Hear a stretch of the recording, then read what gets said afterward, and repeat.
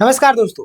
सहायक आचार्य भर्ती में एक वीडियो काफ़ी तेज़ी से वायरल हो रहा है, जिसमें कोर्ट के जो सुनवाई, आपको पता है सुप्रीम कोर्ट में, चाहे हाई कोर्ट में, जिससे मैं बात करूँ सुप्रीम कोर्ट पर आया, जो आपका इंग्लिश में सारा बहस होता है। तो बहुत सारे लोग को समझ में नहीं आ रहा है, क्या हो रहा है, क्या नहीं हो रहा है। लगातार मुझे कमेंट के माध्यम से लोग पूछ रहे थे कि इसके बारे में एक वीडियो बनाए। तो मैं जितना भी बहस हुआ, उनको मैं डिटेल में पॉइंट बाय पॉइंट पूरा समरी आपके सामने प्रस्तुत करने वाला। और प्रदीप कुमार का जजमेंट वो हटेगा या नहीं, ये आपको भी पता चलने वाले हैं।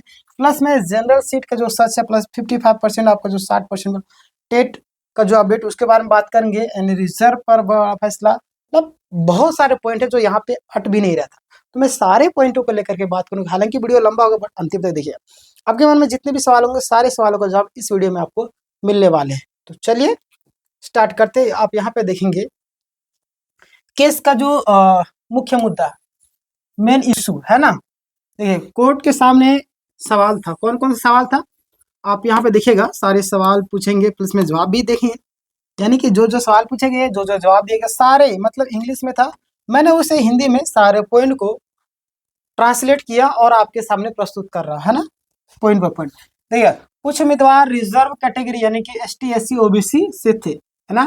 उन्होंने टीचर जो आपका टेट है ना, टीचर एलिजिबिलिटी टेस्ट यानी कि पास किया। रिजर्व कैटेगरी को 5% छूट मिली थी, 55% पर पास थे, जबकि जनरल कैटेगरी को 60% जरूरी था। क्लियर। अब हम आगे बढ़ते हैं। अब यह सवाल था, है ना, क्या था, ध्यान दें कि क्या ये उम्मीदवार जनरल कैटेगरी के सीट पर चयन के लिए, है ना, मतलब कि कॉम्पीट कर सकते हैं। समझ रहे, यहाँ पे सवाल उठ रहा था, मतलब पूछा गया, वो मैं आपको यहाँ पे पूछ रहा हूँ, फिर उसका आंसर भी देंगे, है ना। तो यहाँ पे सवाल था कि क्या ये जो जनरल कैटेगरी की जो सीटें पर जो आपके ये जो उम्मीदवार है, वो कॉम्पीट कर सकते हैं। तो यहाँ पे ध्यान देगा, परीक्षा का जो सिस्टम है ना, सारी चीजों के विस्तार से हम चर्चा करेंगे। ध्यान देगा, परीक्षा का जो सिस्टम है ना, 2 स्टेज ऑफ प्रोसेस, यानी कि यह भर्ती 2 चरणों में होती है। पहला चरण आपका टेट या तो सी टेट, है ना। अब जाहिर सी बात है कि टेट हो या सी टेट, मतलब पहला चरण आपका टेट या सी टेट, यानी कि आपका एक पात्रता परीक्षा। जैसे कि आप कोई फॉर्म फिलअप करने से पहले आप देखिए मैट्रिक मिनिमम मांगता है, तो वही चीज सेम यहाँ पे, है ना। नौकरी के लिए तो टीचर के लिए आपको टेट मांगता है ना। यह सिर्फ एलिजिबिलिटी टेस्ट यानी कि एक पात्रता परीक्षा। क्या है, पात्रता। इसे पास किए बिना शिक्षक भर्ती में नहीं बैठ सकते। ये जो है, इसे पास किए बिना हम लोग क्या नहीं कर सकते, शिक्षक भर्ती में नहीं बैठ सकते। पास मार्क्स आप देख लीजिए, कैटेगरी और पासिंग मार्क्स। यहाँ पे कैटेगरी में आपका देखिएगा, जनरल में आपका 60% था, और अगर हम बात करते हैं रिजर्व में आपका 55%, है ना। कितना, जनरल में आपका 60 और आपका 55 में आपका 50, सॉरी, रिजर्व में आपका 55। यानी कि दूसरे चरण में अगर हम बात करें, सिलेक्शन टेस्ट की बात करें, है ना, तो यहाँ पे ध्यान दीजिएगा आप लोग, दूसरे चरण में। तो असली चयन इसी परीक्षा में होती है, मेरिट के आधार पर बनती है। समझ रहे। अब आगे हम बात करते हैं रिजर्व उम्मीदवारों का जो तर्क है वो क्या, वो जान लीजिए आप लोग। वहां पे जो तर्क रखे गए, जो जो बातें निकल करके आ रही है, आप यहाँ पे देखिएगा कि रिवाइज कैटेगरी उम्मीदवार का कहना था कि टेट सिर्फ एलिजिबिलिटी टेस्ट यानी कि पात्रता परीक्षा है। अब मानते कि नहीं मानते, बिल्कुल मानते हैं, ठीक है, मैं भी मानता हूँ। असली चरण दूसरे टेस्ट से होता है, बिल्कुल जाहिर सी बात है, सही भी है। इसीलिए टेट में मिली छूट से कोई भी फर्क नहीं पड़ना था। बिल्कुल बात सही है, कोई भी छूट नहीं पड़ता। इसीलिए, है ना, इसीलिए अगर हम दूसरे टेट से ज्यादा अंक लाते हैं, समझ रहे, मतलब कि दूसरे टेट में ज्यादा अंक लाते हैं, तो हमें जनरल कैटेगरी सीट मिलनी चाहिए। समझ रहे। अब आगे हम बात करते हैं, ध्यान दीजिएगा। सरकार और विरोधी पक्ष का जो तर्क है वो क्या, सरकार और विरोधी पक्ष का भी तर्क है। कोर्ट में पूरा डिटेल में बहस हुआ, मैं सारे पॉइंटों को यहाँ पे लाया हूँ।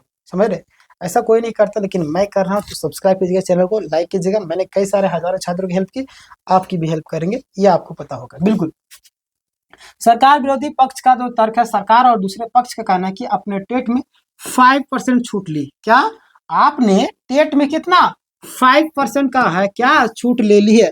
अगर छूट नहीं मिलती तो आप परीक्षा में बैठ नहीं पाते। समझ रहे, अगर छूट नहीं मिलती तो आप परीक्षा में नहीं बैठ पाते।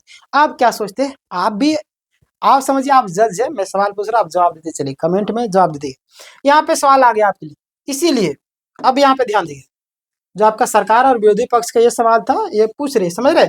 अब इसीलिए ये क्या बोलते हैं, अब बोलते हैं कि अपने यानी कि आपने रिजर्वेशन बेनिफिट लिया है, इसलिए जनरल कैटेगरी में नहीं जा सकते, समझ रहे।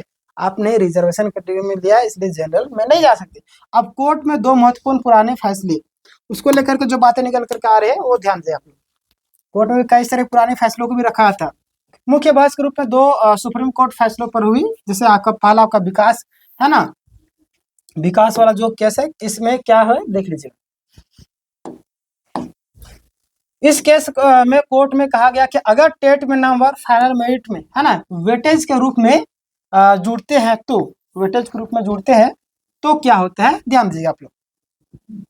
तो आपका रिवाइज कैंडिडेट को जो कम नंबर मिले थे, है ना, जो भी कैंडिडेट है जिनको कम नंबर मिले थे, वह फाइनल मेरिट लिस्ट में रिलीफ हो जाते, समझ रहे, मतलब सॉरी रिलीफ में बोल रहा, रिफिल रिफ्लेक्ट हो सकते हैं ना, रिफ्लेक्ट हो जाते हैं, सॉरी क्षमा चाहता, इस लेवल प्लेइंग फील्ड बन जाता, समझ रहे।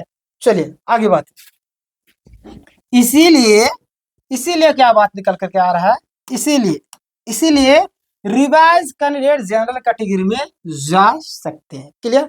अब अगला दूसरा जो आपका रखा गया केस, उसमें क्या बोला, प्रदीप कुमार का जो केस है उसको भी रखा गया, समझ रहे। अब बात करते हैं प्रदीप कुमार वाला केस को लेकर, क्लियर। यहाँ पे बोला गया अगर टेट में मार्क्स फाइनल मेरिट में इंक्लूड नहीं होते, अगर टेट के जो मार्क्स है फाइनल मेरिट लिस्ट में इंक्लूड नहीं होते हैं, तो रिवाइज कैंडिडेट रिजर्व कैंडिडेट को सीधा फायदा मिल जाता है, बिल्कुल, है ना। क्या, जो आपका रिजर्व कैंडिडेट है उसको सीधा फायदा मिल जाता है, और उन्होंने कम अंक से एलिजिबिलिटी पाई है और बाद में जनरल कैटेगरी में चले गए, इसीलिए यह अनुचित होगा, समझ रहे, अनफेयर होगा। वाह खतरनाक। आप देखिए, आप क्या सोचते हैं इस प्रक्रिया में, मैंने अभी सवाल जो किया, मैंने जो अभी बोला प्रदीप कुमार ने पिछला केस अभी, आप लोग बताते जाइए, मैं देखना चाहता हूँ, और फिर नेक्स्ट वीडियो में उसको कवर करूंगा आपके लिए, पता है मुझे। इस केस के मुख्य अंतर क्या, मुख्य अंतर आप देखिएगा यहाँ पे, इस मामले में कोर्ट ने देखा कि टेट मार्क्स फाइनल सिलेक्शन में काउंट नहीं होते हैं, सिलेक्शन टेट एग्जाम से होता है, इसीलिए रिवाइज मतलब सॉरी रिजर्व कैंडिडेट को जो छूट मिली थी वो क्या होगा, जो छूट मिली थी वो, हाँ, वह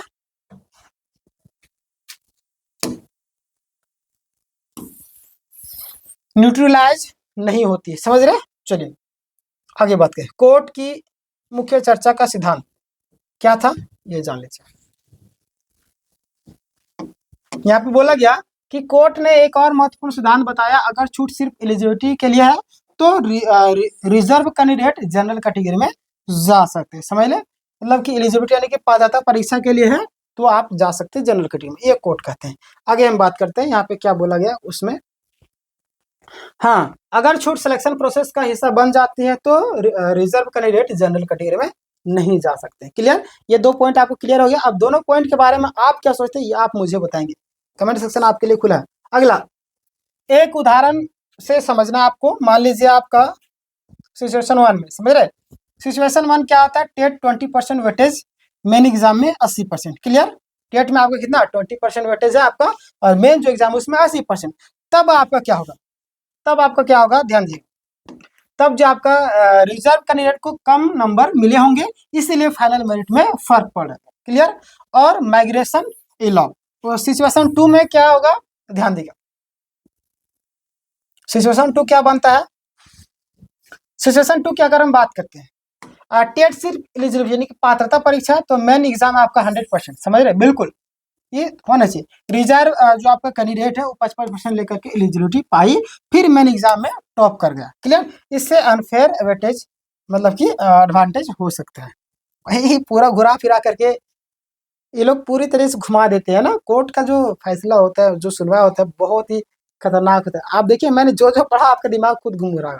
चलिए कोई दिक्कत नहीं, आप क्या समझते हैं वो तो मुझे बताएंगे ही बताएंगे, है ना। चाहे आपका एक पैराग्राफ लिखना पड़े लेकिन लिखिएगा जरूर, है ना, ये आपका अधिकार है लिखना। आपके लिए इतना मेहनत कर रहे हैं, पूरा 1-1.5 घंटे का जो भी था उसमें से मैं सारे पॉइंटों को मैंने कितना मेहनत किया हुआ है ना, सारी चीजों को कन्वर्ट करने में। चलिए जवाब दिएगा, कोर्ट ने क्या महत्वपूर्ण बातें कही, इसीलिए एक लाइक बनता है, सब्सक्राइब कर लीजिएगा। हाँ, रिजर्वेशन का उद्देश्य इक्विलिटी देना है, बिल्कुल। आरक्षण क्यों दिया था? ताकि समानता हो, बिल्कुल, है ना। मेरिट में डिल्यूट नहीं करना है ना, मतलब कि मेरिट को डिल्यूट नहीं करना।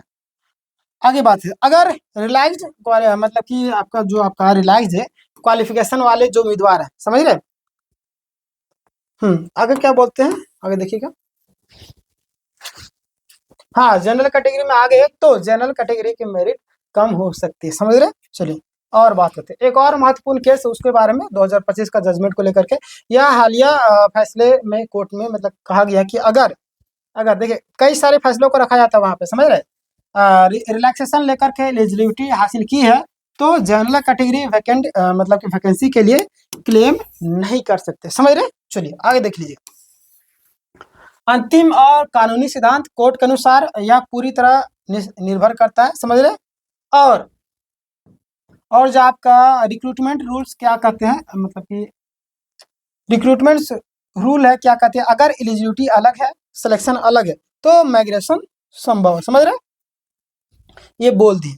आगे बात करते हैं यहाँ पे मतलब कि अंतिम निष्कर्ष आप सबके लिए मैं नेक्स्ट स्लाइड में आकर के बताता हूँ आपको। सरल निष्कर्ष वही है ना, सेम।